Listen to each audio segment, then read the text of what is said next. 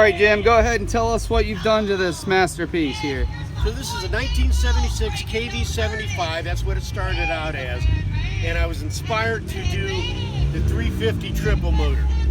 And so that's what it is, a 350 triple motor. It's been extended 7 inches back here. It's got a completely new and rebuilt fabricated front end.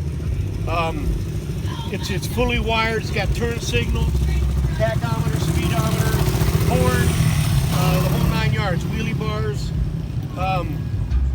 Just a fun bike. Well, you want to let her rip? I will.